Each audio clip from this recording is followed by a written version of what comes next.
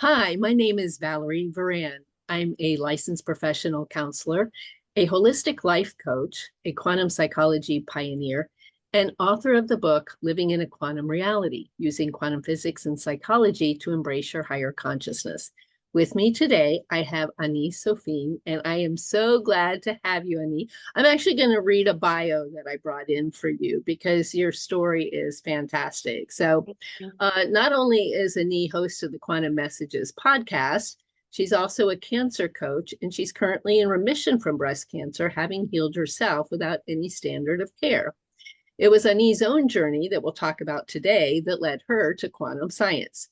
She has come to believe that we exist within a quantum universe where our biological nature acts as a receiver and a transmitter of energy, where we are capable of tuning into and emitting specific frequencies. And for her, it is this inherent ability that unlocks access to unseen realms, particularly during dream states or deep meditative states. Ani her current work centers around interpreting these unseen realities and stems from her own paranormal experiences within the quantum realms and with unseen forces. I am going to give a quote of hers. Our quantum potential facilitates connection with divine beings, galactic communities, ancestral wisdom, and other worlds. It allows for the perception of past, present, and future, as well as quantum healing, messages, and travel. No wonder we need quantum science for that, right? And he also helps others wake up to their own innate powers and teaches them how to interpret their own quantum messages, how to tune into these frequencies, interpret symbolic messages, and gain deeper understanding of life and the beyond, and gain access to quantum healing. So welcome, Ani. Thank you so much. What a wonderful introduction. Thank you. Oh, I'm so glad that we're going to be able to talk because you and I have so much in common about some things. So, for our viewers who may not have listened to your podcast before, maybe you could start out by telling them how you started having experiences when you were young. Yeah, so I'm going to start a little bit earlier than 15 because that's when the paranormal started happening then. But when I was a kid, I felt I was naturally more in tune to animals than I was to humans. And so I know with a lot of experiencers, we have this connection where we kind of are able to communicate with animals easier than with humans.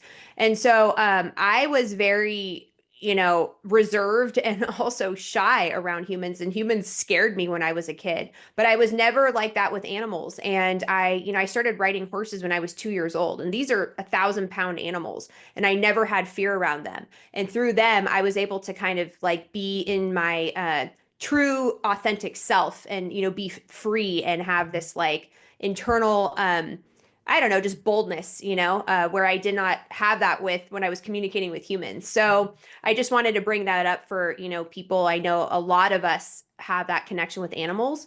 And when I was younger, I did have experiences where I, totally freaked out, like where I heard things, I saw things, but I kind of like shut them down because I just wasn't aware. So what happened is I started a menstruation late, a little bit late, around 15, more so later than all my other peers, who were like 12. And right when that happened, it was like something woke up inside of me. And I started having these paranormal experiences in the hypnagogic state, as well as I was able to know something before it actually happened. And the only way that I can describe it from my 15-year-old self is that I would be standing somewhere and then all of a sudden the information would just drop down into me. And so I still experience this kind of drop down information is what I call it now. And I understand it better now than I did then. And so at 15, I was like, well, how did I know this was going to happen before it actually happened? And so what happened is I started waking up and started realizing that I was having experiences that other people were not. And what started happening in the hypnagogic state, that's this in between state before, wake and sleep, is I started having sleep paralysis, and then also, I believe, probably dark entity forces trying to do something to me. Not sexually, it wasn't a sexual thing, but there was an experience of where like I would go into the hypnagogic state, and then I would feel immense pressure of this energy pushing down on me. And I could sense the energy. I knew the energy was there, but I was not able to move. And so it really, really scared me because I know I had dreams when I was younger, but then all of a sudden I started having these experiences in the in-between state, and it started happening consistently, and I didn't know what was going on. So that started occurring and often. And then from having those paralysis type of experiences on my back, I would try and sleep on my side so that I wouldn't go into this like kind of hypnagogic state. And then what started happening, it transitioned from, these forces kind of like pushing down on me and trying to, I don't know, manipulate me in some way within this in-between state. I started for several years falling down a black hole. And so I would go into this hypnagogic state and I would be falling down a black hole. And I couldn't move, I couldn't talk, and I would have to force myself out of falling down this black hole. And so this went on for a very long, like I said, several years. And so I within this time period, I started experiencing ghosts. And so the area where I lived, there were a lot of most likely deaths that happened to the original peoples of the land within that area. I mean, a lot of our areas have experienced this. So I was experiencing, I believe, spirits that were in a transition state who had experienced some form of like extreme loss. And so when I would walk outside, they would come up behind me and I would feel their pressure. I would see them out of the corner of my eye. I would be, if I were in certain spots, certain lands, like I would sense that they're there. And I could sense that they were in houses. Like, so I was I was having all these paranormal experiences, and I Yes. didn't understand what was going on. I didn't have anybody to talk to about it. Like I did talk to about it with my friends. I talked about it with my mom, but I didn't have an elder who, like a medicine man or a medicine woman who could help guide me as I was opening up to these other realms. And so what happened is I started using drugs. And that's what happens to a lot of people, a lot of kids who have these like experiences Yeah. is they don't know how to describe it. So then they use drugs as like a gateway to either get to the other realm, or they use it as a way to suppress what's happening. So I was doing a combination of both. And so when that happens, then you start opening yourselves up to darker forces, unfortunately, because what from my experience is that it actually creates holes within your energy field. And so these darker entity forces can easily, like kind of latch on Yes. like parasites and or enter into your field. And so that's what started happening to me. And I just remember it, me falling down the black hole, like, and it was always within the in-between state. And I didn't understand what that meant. Why was I experiencing this? Nobody else was experiencing this. What does this mean? Why am I falling down this black hole? And it was scary for me. I was scared because it is a scary experience because you don't understand what's happening to you. And so this continued to happen, I think, until I was like 18 or 19. And the moment that shook me out of this was I finally came to the realization and allowing myself to overcome the fear. So to let go of the fear. And once I let go of that fear, what happened was as I was falling down the black hole, and then it's almost like a radio signal or a high pitch signal came in through my left ear, and it transitioned into this radio signal, which then transitioned into kind of more even frequency range, and then transitioned into a woman singing opera. And then it transitioned into a voice that spoke to me that was not from this world, that said, "I will show you the way." And then boom, just like that, I woke up, and me falling down the black hole stopped. But then, Amazing. I was like, who is that spoke to me? Right. And how is it that I experience these different transitions of frequencies and waves or whatever was happening? It's almost sounded like radio waves entering into my, ear and being able to hear it so clearly and so succinctly within my system. It's almost like it was like within my system. How did that happen? And who is this being that spoke to me that I knew that was not from this world? And so from that experience, I went on this deep search, researching ancient history. My name, Ani Sophene, comes from ancient Armenia. And also just going a deep dive into Helena Blavatsky's work, The Secret Doctrine. Yeah. I started with Hermetic wisdom and all of that kind of stuff. And I just like voraciously started doing deep research on all types of ancient knowledge to try and understand what was going on with me. And so throughout this time period from 15 up until like 23, 24, I almost felt like I was having, now that I look back, a spiritual emergency, because I was waking up to all of these things and these experiences, and then not knowing how to deal with them and handle them, not understanding what they meant, and not having anybody to go to talk to about it that understood what I was going through and or was going through the same thing. So I felt somewhat lost, during that time period in my life. Absolutely. Do you want to, that's kind of like a generalized. Yeah, there's just so many things that are great about what you brought up. Number one, starting with when you were young, you were naturally more of an animal communicator and you could feel them, weren't afraid of them. And look at how many children, this might seem to others like a tangent, but when they've done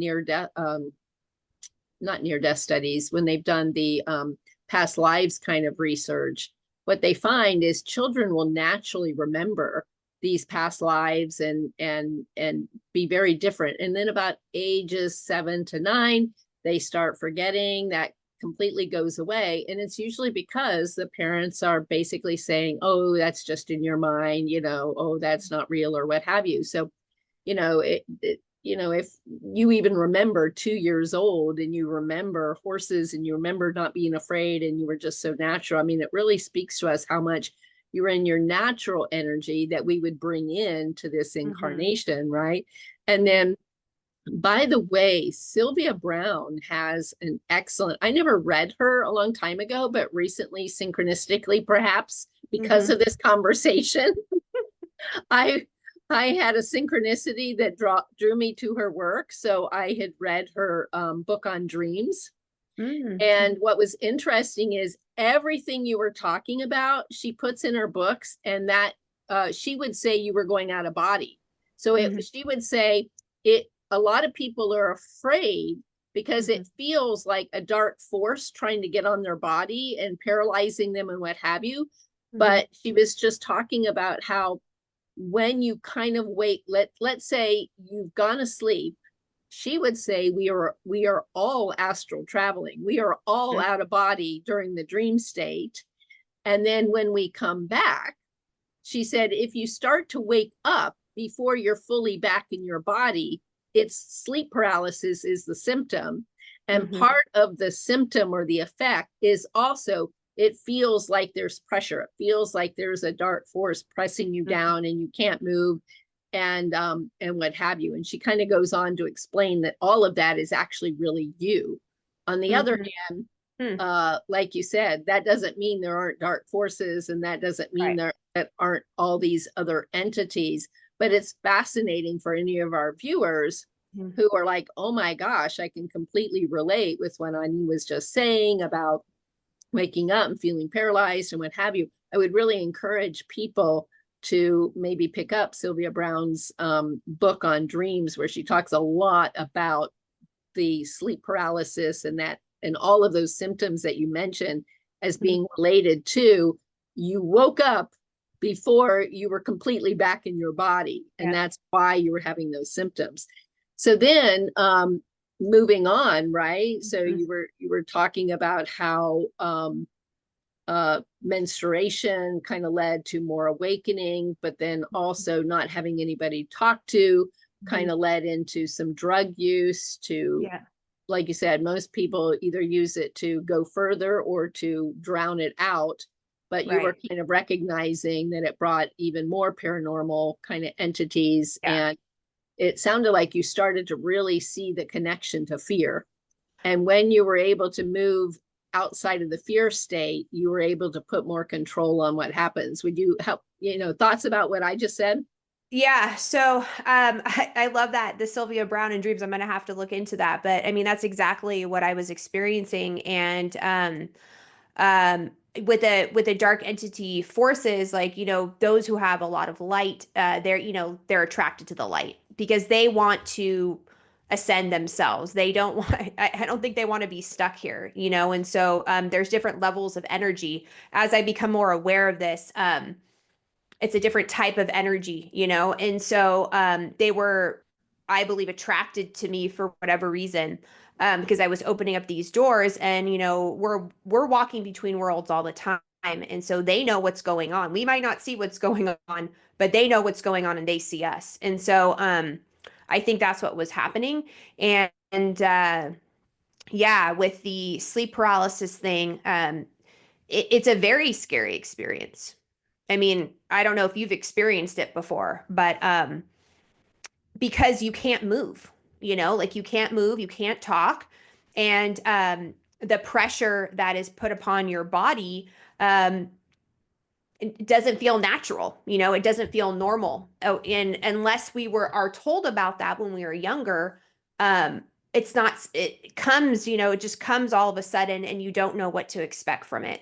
And so it took me years and years to overcome the fear, because it finally, you just kind of surrender to it. And I think that's what the key word Right. is surrendering to the experience. Like, and so I think that's what I did, and that's why when that being came and spoke to me, um and now that I think back, because I was falling through multiple black holes, I mean, all the time, like it must have happened at least 4 or 5 times a week for years. I wonder if I was like traveling, into different systems, during that time. And then finally, I was able to match my frequency with the being that spoke to me. And that's why when she spoke to me, it came the way that it came through, and it came through my left ear. And so after that experience, I started being able to have clairaudience through my left ear specifically. So if I hear someone speak to me, it's always on the left side. It's never on the right side. Um, so I find that interesting as well. I know It, there's some connection to that. it is. And Yeah. when you are, no, I haven't had the sleep paralysis. Mhm. Um, I've definitely traveled between realms, but for some reason, I never remember the black hole. But based on what we know about black hole, and I know we're going to get into quantum stuff later, it is interesting to think that that you really were transitioning between realms, and in between, it was always like a black hole. And doesn't it make sense that in near death research, when someone's clinically dead, but let's say they're quote, quote, traveling to the other side, they tend to go through a dark tunnel, is how they will describe Mhm. it, until they see the light. And, again, look at the, how similar that is to what we call a dark hole.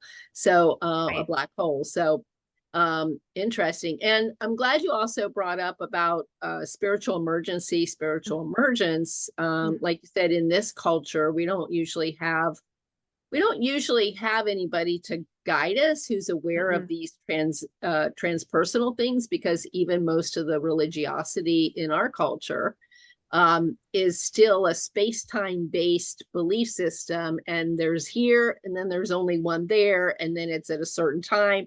And so it doesn't offer anything for people who are doing this nightly. I mean, it, Mhm. it just doesn't coincide, does it? And uh so it makes sense that as we're emerging into this awareness of all these other domains and dimensions and what have you, it makes sense that we're going to call it spiritual emergence because we're awakening into a much broader reality than what we have, most people consider reality. And at the same time, in psychology, they do differentiate between emergence and emergency. So for our viewers' sake, I'll just say you might be experiencing things that are, a sign that you're having spiritual emergence. We will call it spiritual emergency when you're freaking out so badly that you're truly in a mental health crisis. Right. And then, like you said, how sad when they don't really get a good transpersonal therapist to help them. And instead they just get hospitalized for psychosis, hallucinations, delusions, something like that, just because most therapists, most doctors, most of the healthcare practitioners aren't aware of anything we're talking about. And so all of that is just kind of considered delusion, hallucination. Right. And I actually did see a therapist when I was 17 or 18. And she might have been, I don't know. I think she was young. So she just started out. And so I feel like I was in a spiritual emergency. And so by me speaking to her, I remember she said something to me where she told me what to do and it just shut me off, And from that moment on, I stopped seeing her. And I actually chose not to see therapists after that experience that I had with her. Well, and again, it makes sense. And Yeah. so I think that's part of the reason I'm trying to, be a voice out there advocating for a more quantum psychology, because until you bring what we know about quantum physics and therefore how it changes how we view reality, we need that to inform psychology. So it's not just a materialist, reductionist, this is the only one space-time, like that's not serving. And in fact, it causes much, much harm.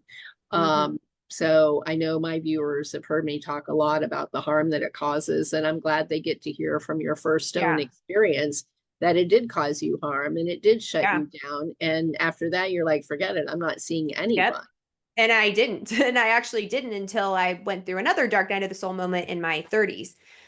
And the only reason why I saw this next therapist is that she was like transpersonal therapist. And so I was able to talk to her about, these things, and she understood what I was saying.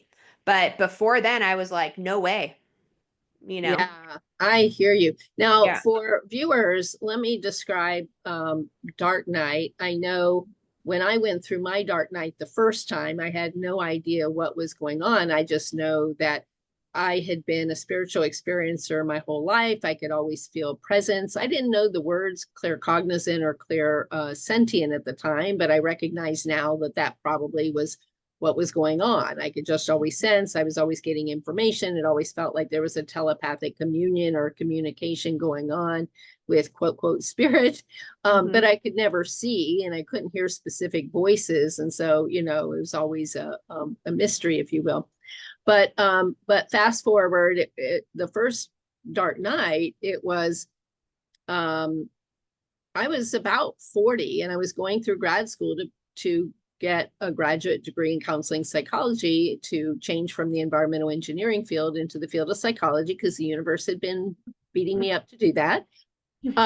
And so I was doing that, but it was so weird to me because here my whole life I had felt presence, and all of a sudden it was like it evaporated. And I was not quite in emergency, but kind of in a way, because you're like, what the heck? Your whole reality is just shifted and you're like wondering, what did I do wrong? Because, the other feeling is such connectedness and such love. And you felt literally like there's a loving connection with this bigger universe. And then all of a sudden the felt sense of it had evaporated, and it was so new to me. And I was just lucky that I was in a very conventional program, because I'm very naturally transpersonal. And at the time, there were only like 2 transpersonal programs in the country. And I realized neither of them at the time, because they were really just kind of starting. They really weren't going to serve me. I realized, wow, I better learn what normal people think, because I don't think that way. So I better, go ahead through the regular accredited psychology route. But luckily, I ended up finding a Native American professor that I could basically, we could research spirituality together in our own little like coven way. I mean, it felt very hidden, like you couldn't really tell people you were really studying spirituality, you know. But I explained to her what had happened, and she's like, "Oh my gosh, that sounds like Dark Night." And so she handed me the 16th century prose from St. John of the Cross. And St. John of the Cross 16th century prose is very, very difficult to read. But when you're feeling that troubled, you won't make yourself read it. And so for viewers, St. John of the Cross kind of talks about two parts of the Dark Night. So he talks about Dark Night, little d, little n, and Dark Night, capital D, capital N. So when we're going through Dark Night, little d, little n, it's way early on in the spiritual journey. And ironically enough, to any therapist listening, it's going to sound exactly like depression in a way, because it's except for it's for no reason, you don't know why, but all of a sudden, all those things that used to interest you don't. And so it's almost as if the soul is evolving, but it hasn't quite evolved into the new, but it's kind of left the old. And so it's in this transition phase. And so no wonder, you know, that feels like a dark night. But the one capital D, capital N, St. John of the Cross said, that actually is, you have to be pretty far along in your spiritual journey to have your dark night of the soul then, because it's as if you've always been connected with this broader presence, if you will, and all of a sudden it's taken away from you. Yeah. And so the agony and the suffering that happens during that dark night is so tangible, because it really is like you've been cast out of heaven, if you will. So anyway, what other things would you like to tell people about the dark night, and especially using yours maybe as an example? So I've had 3 dark night of the soul moments. And to me, dark night of the soul moments feel like a death. So it's so painful. And so like dark night for me is on your knees begging for help and needing like awareness, basically. And so the first one that I experienced, I was around 23, and it was after a long stint of, you know, my past experiences with drugs and all of that kind of stuff. And it ended in a very scary way. It was a dark night of the soul moment that woke me up into the greater, you know, realms, or I don't know. It woke me up. It was like a life or death experience. And so the life or death experience made me understand that I'm walking a fine line. And so that fine line that I was walking during that time, due to my past experiences and the people that I was associated with, woke me up. And from that moment on, I completely changed the trajectory of the direction that I was going. Wow. And so it was because of spirit that woke me up. Spirit said, either you wake the hell up right now, or you're going to die. One or the other, make your decision. And so that, knowing that spirit told me that, and then also the realization of the path that I was on before and the transition to the path that I was going to take, was a dark night of the soul moment where I was on my knees begging for, and I say begging because in those moments you kind of do, begging for help, Literally like begging. Help. Literally begging for help.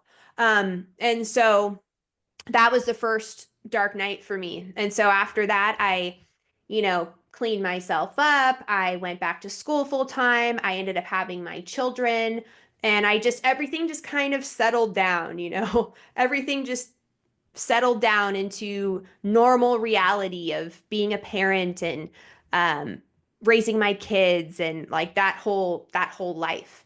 Well, that was not the plan for me. And my second dark night of the soul happened in 2019. This is where the divorce of my ex-husband occurred. So I divorced my ex-husband, and I also put him into rehab for a year because he was an alcoholic. So I divorced my ex-husband. I put him into rehab for a year. I was a single parent. I was a teacher, so I had to develop all online curriculum because COVID hit 2020, and I had to work from home. So those 5 things happened to me. And within that year, that was a dark night of the soul year for me. And it occurred with the divorce of my husband, the separation, because the fantasy reality that I had created for myself prior within the years of my birth, my children's birth, and then to that moment, I was living, I think, in this fantasy that I created that I wanted, and desired, but wasn't in alignment with the path that I was supposed to be on and taking. I mean, that was the path that I was on at that moment for my children, but it just slipped. I mean, complete slipped and changed within literally a snap of a finger. And so that feeling is like death. You Yeah. feel like you are dying. So once again, I was on my knees begging for help.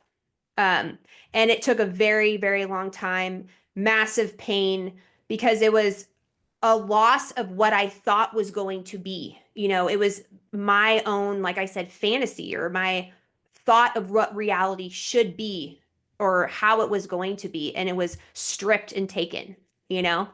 And so that is when, in that moment, when I started getting sleep paralysis again. And so it came back. So it was on, kind of a break from children to Wow. 2019 for about, I'd say 18, well, not 18, 17 years, maybe 17, 18 years. Well, no, not that long. That's actually less time. I would say like 13 to 14 years. Sorry, I'm thinking of time now.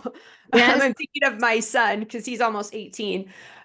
So yeah, and so that happened, and clearly I didn't get the message clear enough, like the message that the universe is trying to tell me, because of the way that I handled myself and the things that were coming at me. So to me, dark nights of the souls are gifts to be able to wake up to this higher reality, and to get yourself on the path that you're supposed to be and why you came here to this planet. What is the mission, And so I was not in alignment with my mission.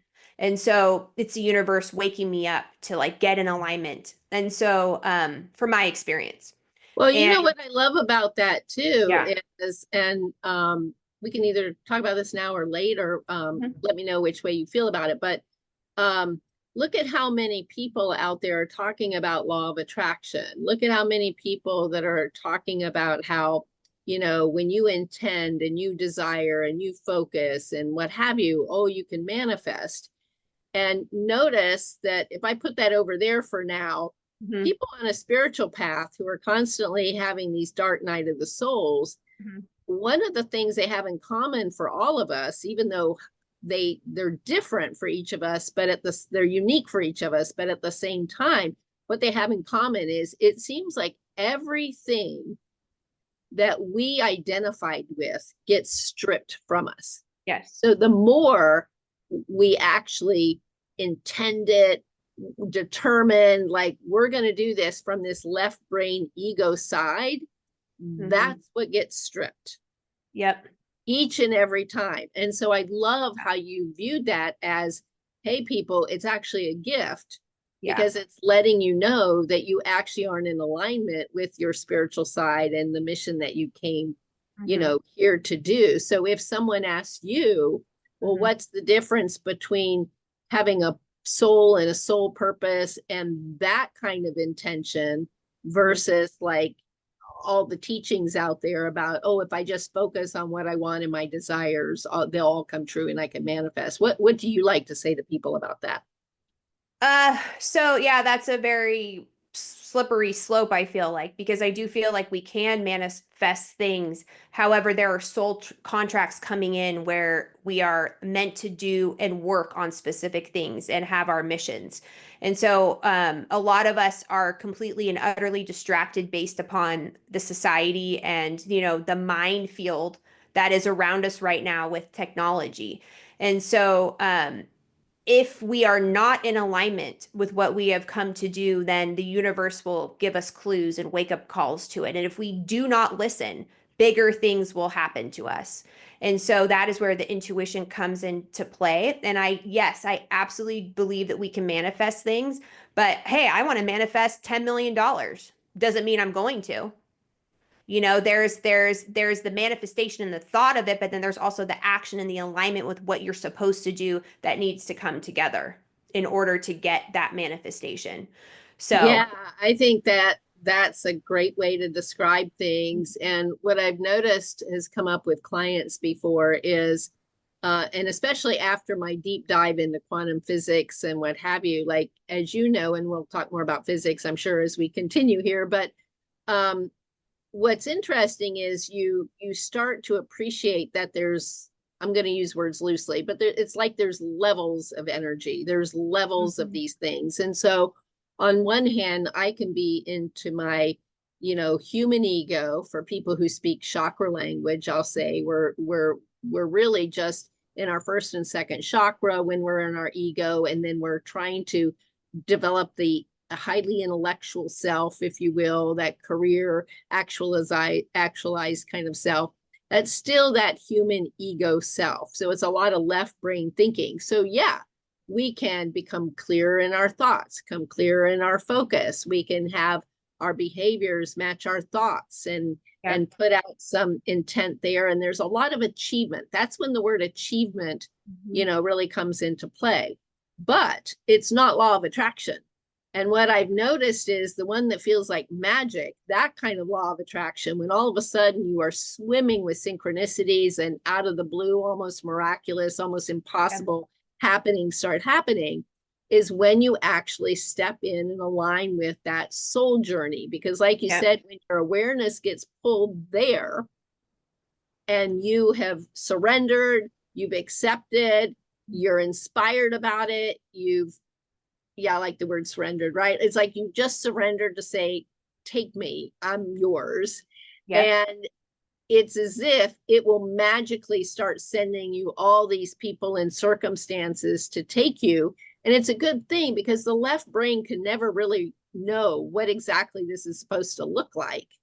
And so it's so nice that you can suspend the left brain, be in this higher state. So in your higher chakras, this higher state of more observing, being the observer, being the noticer, as some of my clients like to say, and then noticing what's swirling and being ready to just allow it to take you on this journey. So any thoughts about that? Yeah. I like the idea of, almost stepping aside and allowing that energy to take you. And so I think that's one of our biggest challenges that we have in our modern day world is to step aside and surrender to that energy that is going to pull you forward and also to trust it. And we all have that because it's unseen, the energy is there, we can sense it. But we can't exactly see where it's going to take us. And so that's where that faith and trust has to come in. And if you are not in alignment with that, like I said, there will be, big, loud wake up calls that will come forth in someone's life to get them in alignment with that. It is so true. So there you were having another dark night and having to surrender there. And then what happened? Because that's not even your final dark night.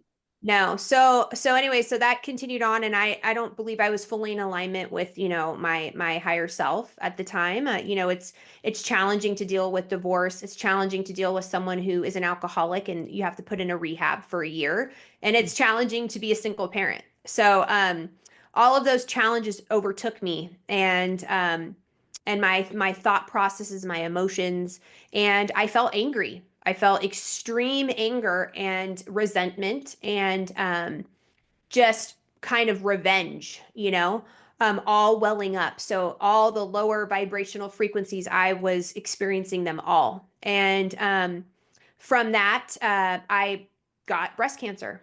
So a combination of all of those things happening, a combination of the environment in which I was living, um, and my thought process, sprouted breast cancer for me. And it's in the heart chakra. So Like you it said, makes sense. Yeah, it makes sense. And like you said, there's a lot of environmental things that happen that can lead us to get things like cancer and breast cancer and what have you. But like you said, you are noticing that, look at the mind body connection there. Here I am in a crisis of heart. and Yeah. faith and anger instead of love. And there, right there, the heart chakra is kind of where Yeah. you develop cancer. And so Yeah. then keep going. So, yeah, so that was like the final for me, like, wow, like what is the universe trying to tell me? What is this cancer trying to teach me? Because you feel like you're going to die. Like, I mean, just Yeah. straight up. And you will. If you do not take care of yourself, you do not change your path, and you do not change the way that you go about things in your environment, if you will die. Like that's just a matter of fact. So that was very, very clear to me at that moment. Like that was like the wake up call. Like either you change right now or you will die. And so, um, yeah, it was just extreme fear, extreme loss. Like, it's almost like you go through the grieving process. When someone passes, like it feels like that, like because a part of you is passing in a way, a part of your ego is dying or it went through ego death. And so, because of my personality and because I'm a very determined person, prior to getting cancer, I was deeply involved in Ayurveda and health and wellness and yoga. And, most cancer patients will say, how did I get cancer? I thought I was healthy. Like it's so common for people to say that who've gotten diagnosed with cancer. And so from my knowledge prior, I knew that I could heal myself.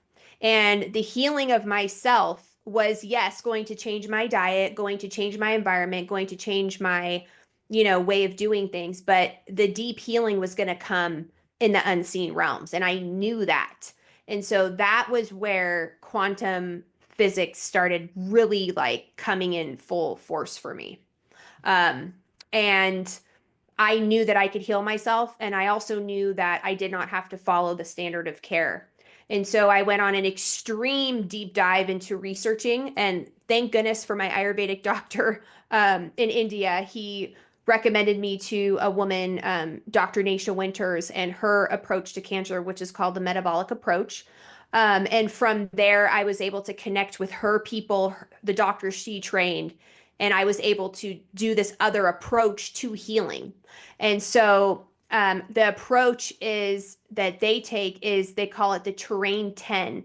So there are 10 different parts basically to like someone getting cancer. Like there's genetics, there's the environment, there's the stress, there's the immune system, there's all of these different things. So by trying to heal the whole person and understand what the root cause of the disease is, because there's always a root cause, helped me heal myself basically with the help of my doctors. So it's I didn't do this all on my own. Like I'm not just like, oh yeah, this is what I'm going to do. I'm going to follow this way and this way. No, there's a very specific protocol and there's a very specific way to go about doing this, especially when somebody is cancering. So I just want to be very clear about that for anybody who's listening. And I have been checked, by my doctors, blood work and scans and all of that stuff consistently for many, many years. And you do need a support group, you need support. And so, through her method and through her protocols, and through the doctor that she trained, who's my doctor now, I was able to go into remission without any standard of care. Beautiful. Yeah. So she has a 10-part protocol of all Yeah. the things that can enhance or lead to allow cancer to Yes. manifest. And at the Mhm. same time, it sounds like in that approach, you were able to work it from all 10 angles, if you will. Exactly. Yes. But what did you feel? What did you feel like in other words, what did you need to change when it came to spirituality or soul or that kind of Mhm. living part of it, on your path? How did you, from a mind body standpoint, say, Mhm. oh, this is part of that cause of my breast cancer, so this is what I need to change? How did you come to all that? So it's one word, it's forgiveness. And to forgive is one of the hardest things to do. It's hard. And so to forgive myself, to forgive those that hurt me, and to forgive the choices that I made in my life that led me, to to cancer, basically. And to forgive, you have to have faith, and to forgive, you have to be connected to something that is beyond ourselves, beyond this physical reality. And that's what led me down to this very, very deep dive into understanding the unseen realms and the path that led me to cancer, basically. And Yeah. to heal, so it's unusual for people to heal themselves the way that I did. And it's, you have to overcome fear. So you have to overcome the fear of death, basically. It stems around death, you know. Um, Most people are afraid of death because they don't know what happens after they die. Hmm. You know, we don't have any tangible, you know, scientific evidence. We have people's stories and their experiences, but we don't have proof, you know, per se. As Michio Kaku would say, he's like, I need the proof, you know. And so from there, I was able to really, really dive deep into energy, you know, the energy and the quantum realm. Because once you start understanding that we're made up of quantum particles and that we are 99.999% space, then we can start understanding on a deeper level that this lump or this, you know, tumor or whatever can be healed, and it's an energy that the body is holding. So you start going beyond the physical and more into the energy. When you go into the energy, then miracles can start happening and you can start healing yourself.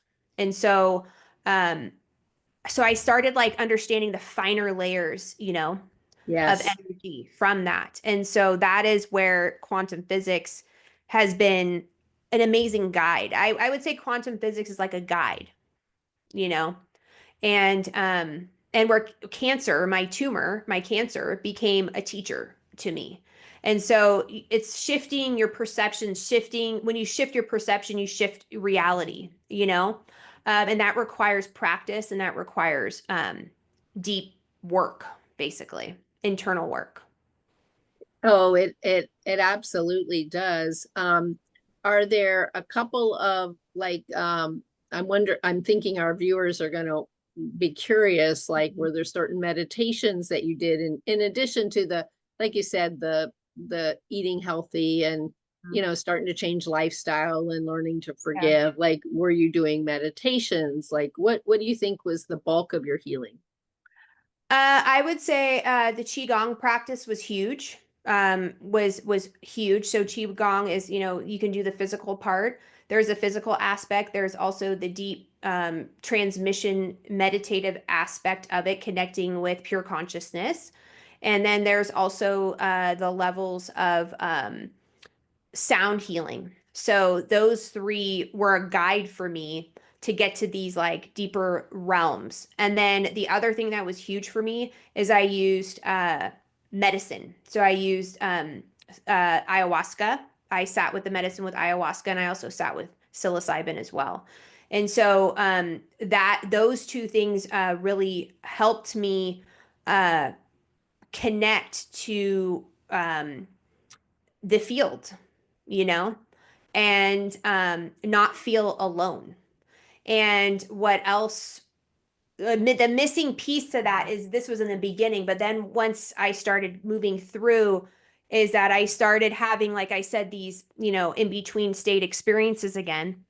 And what the change that shifted for me is during these in between states is I was like, okay, well, why am I experiencing them again? Because I kind of had forgotten. I put it to the side, you know, I put it Yeah. away. And then it started coming up again. And so um yeah, when I started getting into these deeper levels, these deeper states, I started realizing that there was some connection there.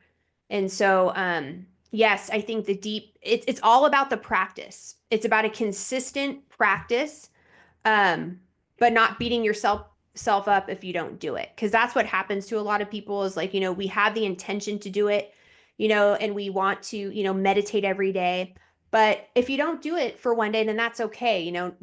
It's like having loving kindness, for yourself and for the choices that you make. So that's kind of like what I started doing. And then I started doing deeper work, and I started connecting. I was able to connect with an elder, and she's been able to help me. On the other side? No, this is in life, actually. In life. Okay, Yeah. good.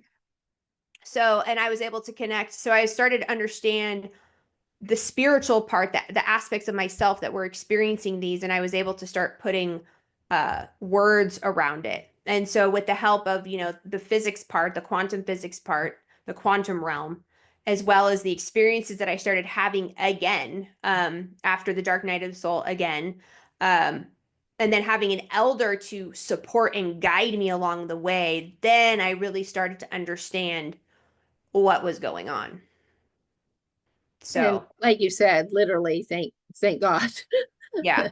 I mean, it is life or death. So I'm hearing Qigong was a big part of it. Mhm. That's been part of my journey too. So I can relate when you, like you said, some people, they might see on TV the Tai Chi part, which was the Mhm. martial arts part that developed outside of Qigong. But Mhm. for viewers, Qigong, was really, the analogous to yoga, right? Yoga came from India's medical system and was actually meant, the asanas were actually meant to help our energy body. Well, in China, Qigong was meant to help our energy body. So there's Qigong movements that help our energy body. And there is hands-on energy healing, that happens, that are practitioners. So it's called medical Qigong. And Mhm. we can study medical Qigong. So it just sounds like Qigong was very influential to you.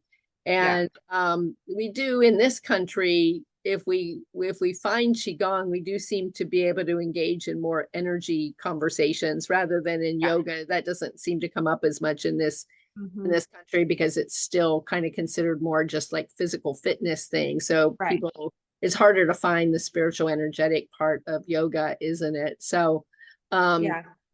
so the other thing for viewers is, like what you said, each emotion is a state, isn't it? And Mhm. so um, if I'm like latching on to deep resentments and angers and grief and hatred and Mhm. rage and all these things, like we can all feel how being anxious feels, and it doesn't feel so great. And we all know what it feels like to feel a little down or a little depressed, and it doesn't feel so great.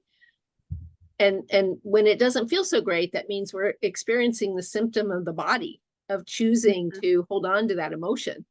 And at the same time, when it's something like rage, that, I mean, that's like anger on steroids, right? Yeah. Like you said, unforgiveness. So what people, might be learning here is that these are all energy states of the body. There's these various energies that come in that create this state, and the state is kind of foundational to how the physical is then constructed. Mhm.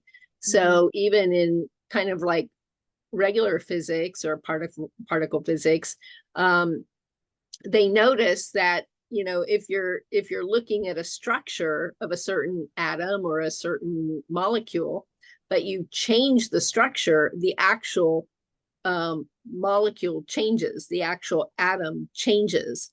Mhm. And so that's the thing, is the physical is always a demonstration of what's going on at the energetic structural layer.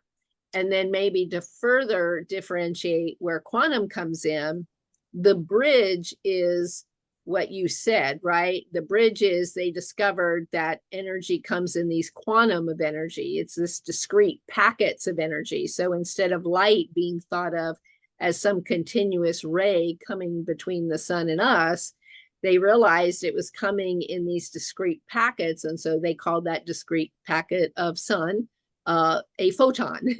And, Right. and so when they came up with a list of subatomic particles, they were always these discrete packets. But when they went further down the quantum rabbit hole, for our viewers, they discovered that there was something about they were working as a collective. You couldn't quite really make anything independent and separate. So in classical physics, everything seemed to be very independent of any observer, independent, you could have interactions, but there was this belief that things were independent. There was an independent reality. And in quantum physics, they began to find out that actually really isn't true. In this quantum level, it is, when it's quantum, it's more collective, it's more like one system.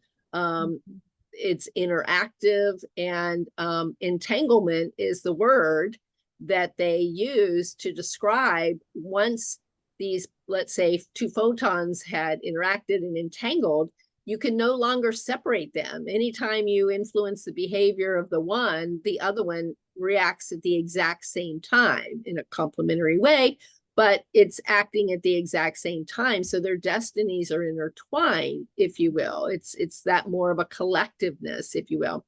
And in quantum physics, there's something called superposition, right? So there's a whole bunch of different, it is said that these particles, which are really just excitations in a quantum abstract field, not a real energy wave, it's not electromagnetic energy, but they're holding all states at once. So and so this is all non-local because it doesn't matter the distance, right? So here's just a few little phrases that are quantum. And if someone were to say, well, what's the main difference? Well, words like energy, frequency, that's all space-time language. Energy, frequency, and field is really space-time language. It means local energy signals can travel, and they travel at a certain speed and a certain oscillation, which is their frequency, and so that's part of classical physics.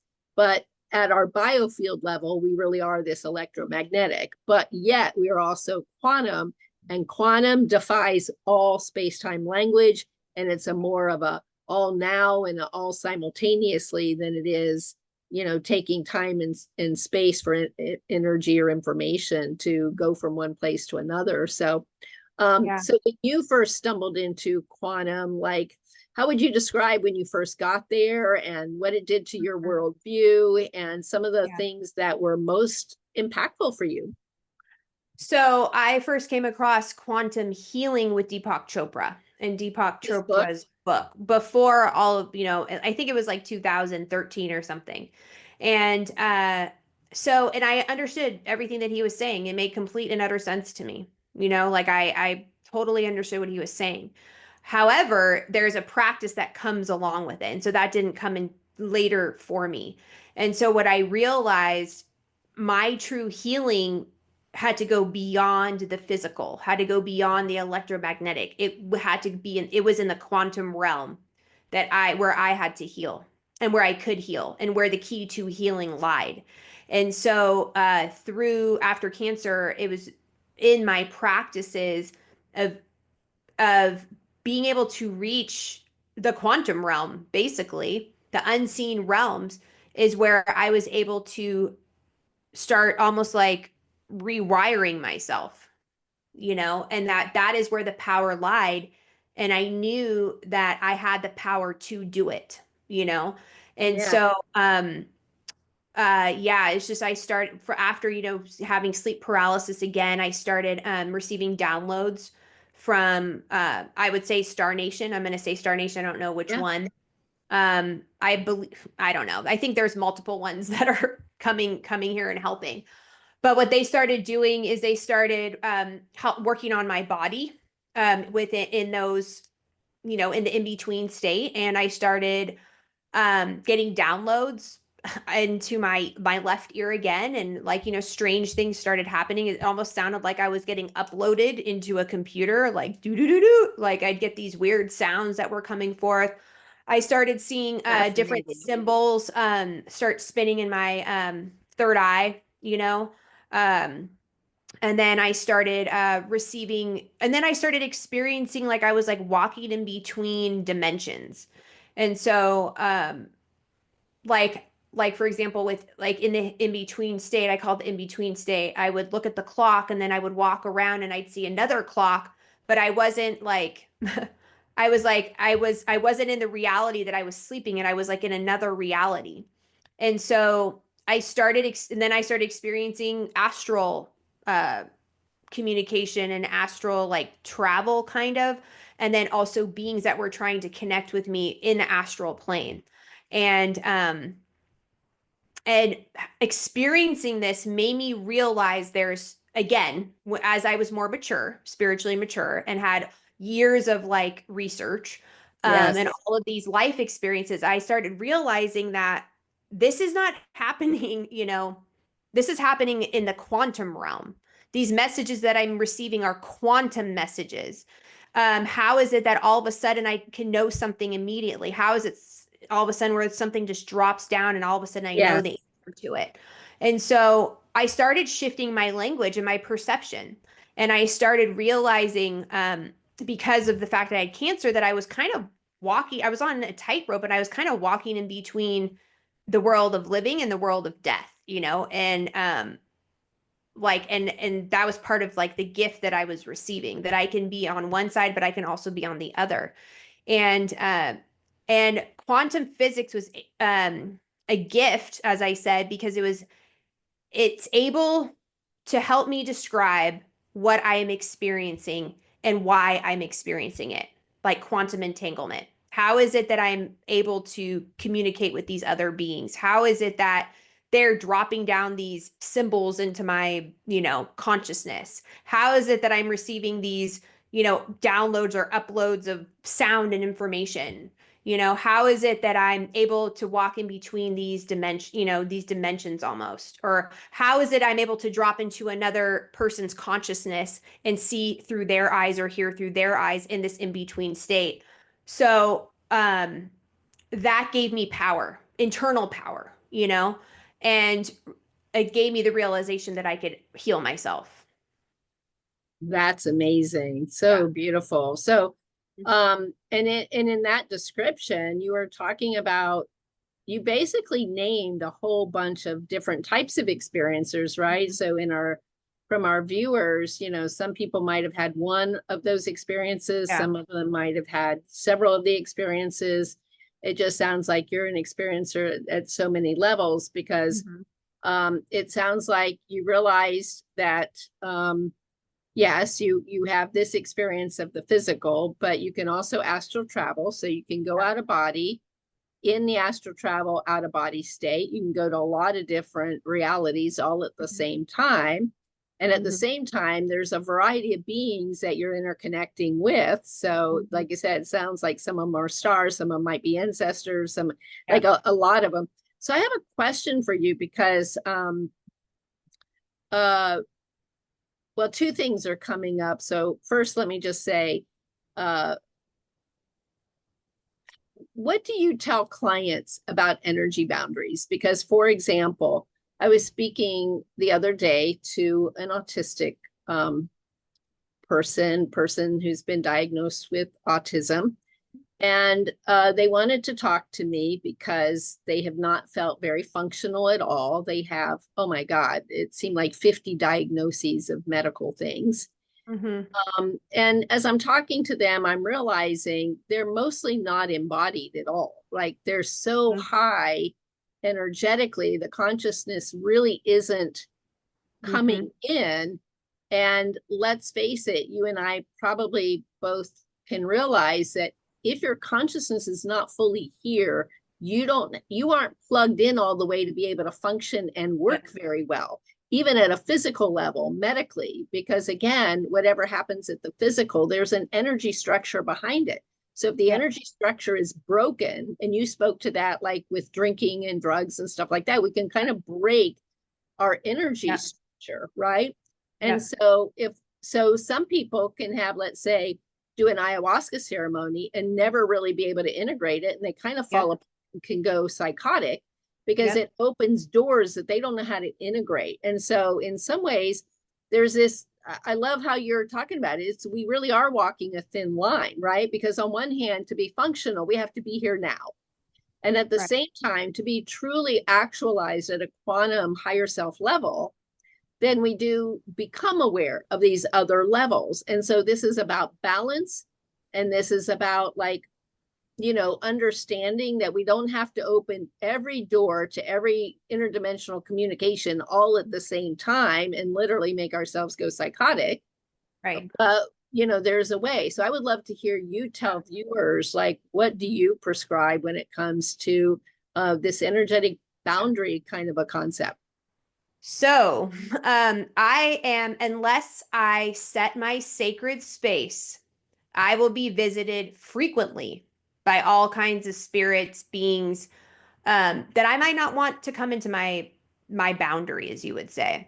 And Like so even dark ones, let's say. dark ones will come in. I have to literally set my house. I have to set my house. I have to do like sacred prayers in my house and protection prayers to set my space. And I know that this sounds woo-woo for some people, but it's a reality. And depending upon where you're living in your geographic location, there are certain spirits of the land, spirits of the area, and certain portals that will open up to where, they will come visit you if you do not know how to set your space. And so this is where my ministry has come in. And so I'm a minister of walking prayer. I am a minister for the divine feminine. This is a different type of ministry. This is not a ministry for a Christian ministry. And so we are here to be in service to the mother, basically, the divine mother. And from those teachings and those initiations, I have been able to set my space and other people's spaces so that they are protected from those that are sensitive are protected to these type of energies. And when I think of autism, I've worked with a lot of autistic children. I'm a teacher. That was my previous job. And you're right. They are very not embodied. So they're not connected to the body. And I think the key to that is earthing themselves, going back to the earth, connecting to the earth, connecting to the animals. That's what helps them become embodied. And because the way that our society is set up, completely and utterly technology and all this other stuff, we're all in the mind, we're all in our head, we're all online, we're all being fed all of these, pictures, visions, whatever, all the time is being fed into us. So we become very embodied. And so that is one key for me, because I'm always up here. I have to ground myself at all times so that I'm connected to both realms, basically. And so what I've been doing lately is, first of all, setting up your house and, protecting your house and protecting your space. And also realizing that you have the power to command a spirit and or entity to leave and not come into your space. So you have to, first of all, recognize that it's there, and then you have to know that you can actually command it to leave, And so we're talking about, kind of like some other things here, but through experience, I've learned how to do that. Otherwise, I'll get visitations, Well, and I just Yeah. think you just gave a huge gift to listeners, about this. And I'm wondering, as we end for today, and I have a feeling we're going to have plenty Yeah. conversations, but as we end for today, I was wondering, would you mind leading us all through basically that kind of a prayer visualization, sacred space setting where imagine that those of us out here who might need some help with our energy boundaries through various spirits, and we don't know how to do it, and we need to set up a sacred space in our home to be able to, like you said, ground and have peace. Would you mind leading us through an experiential of that? So do you want me to lead in a prayer? Absolutely. However, whatever you want to call it and however you want to lead it, I would be honored. Okay. So I just want to bring a little bit into everybody's awareness before that occurs. We are all, depending upon where you live in your geographic location, we are all standing on ancient land. And on those lands, the original peoples of those lands were the caretakers of those lands. And through colonization and through greed, those spirits have not been recognized. So it is one key to this is asking the spirits of the land to protect you and to also bring awareness to yourself so that you can have divine protection on the land which you are, because we're all in different lands. You're in Florida, I'm in Oregon. Somebody might be in California, somebody might be in India. So even if you were in India, there are spirits of the land there too, and there were original peoples who were caretakers of the land. And so I think that is key. Key to everything. Asking permission to walk, asking permission to do prayer, asking permission to sit in sacred space, is key to all of this. And these are things that we've forgotten and we're remembering again. So, okay. Beautiful way to introduce it. Yeah. Yeah. And so I just invite all of us to close our eyes for a moment if we want to. We don't have to. But feel free to just kind of settle in our chairs and become aware of our breath and settle in and notice if we're receptive or not to receive what Ani is about ready to give us. Okay.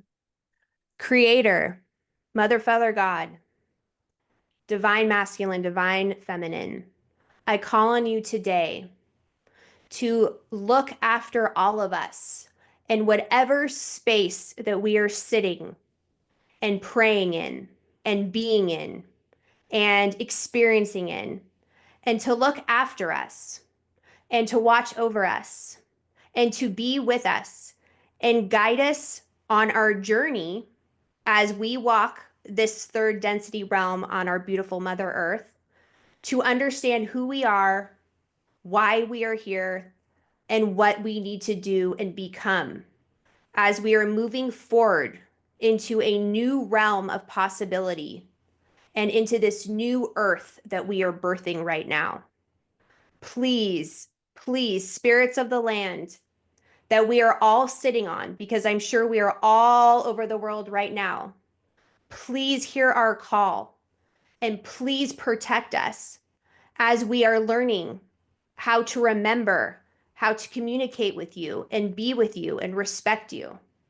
We want to give great thanks to you. Thank you so much for hearing this call, for understanding that sometimes we don't understand and don't know, and for watching out after us, over us, and with us as we walk on this journey into new realms and new possibilities. Thank you so, so much. Ashe Hala. Beautiful. Thank you, Ani, Thank so you. much.